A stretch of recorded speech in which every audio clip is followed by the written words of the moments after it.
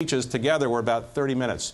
And the Martin Luther King speech is similar to the other speeches. And in fact, when Martin Luther King was drafting that speech, he said, I want it to be similar to the Gettysburg Address, of the same kind of inspiration. So what really happened in that speech, or how is it similar to the other speeches? Well, it was short. It didn't have any specific legislation. He didn't call for the passage of any legislation. It had a certain eloquence to it. It also had a mnemonic device that was similar to what was used in the Gettysburg Address and the Kennedy inaugural. In the speech by Lincoln in Gettysburg, he used a mnemonic device that was very helpful. And it's called by Gary Wills in his Pulitzer Prize-winning book on that speech, hooking, which is to say he would use a word repeatedly.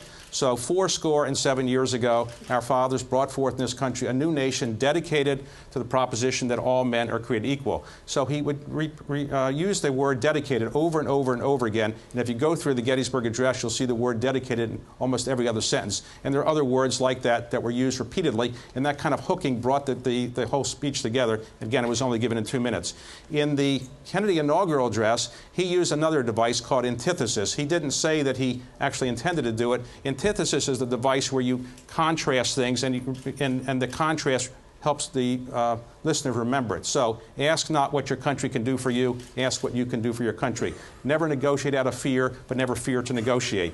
And those kind of contrasting things are throughout the Kennedy inaugural address. There are 52 sentences in the Kennedy inaugural address. 23 of them have antithesis. In the Martin Luther King speech, the mnemonic device he used is something called anaphora.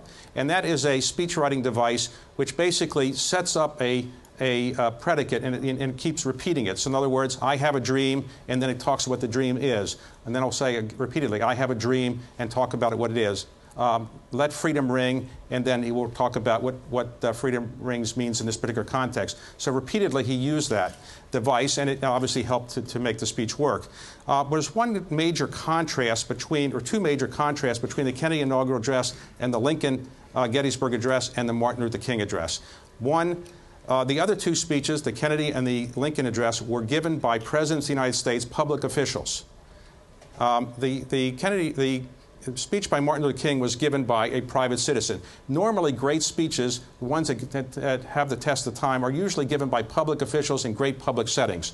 And this was a great public setting that Lincoln spoke at, the dedication of a cemetery for the war dead, and of course the inaugural that Kennedy spoke at was a great public setting.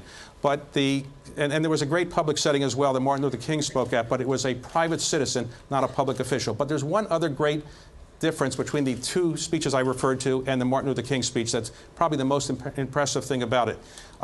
The Kennedy speech was carefully crafted by Ted Sorensen and John Kennedy. They worked collaboratively together over a 3-week period of time, and it was a brilliant speech, and it reads like poetry. The same is true with the Gettysburg Address. It was probably written by Lincoln almost completely himself. He drafted it not on the back of an envelope, but before he went to the Gettysburg. And it was a speech from which he read, and John Kennedy read from the speech that he had crafted with Ted Sorensen.